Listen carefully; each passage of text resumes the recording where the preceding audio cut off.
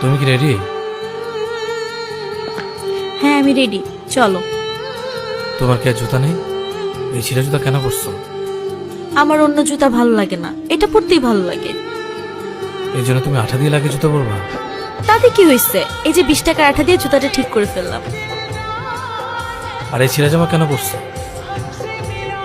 আরে এরকম তো সবারই একটু একটু হয়, তাই বলি কি এত ভালো জামাটা পরা বন্ধ করে দিব? এই যে ঢেকে ফেলছি, ঠিক হয়ে গেছে, চলো।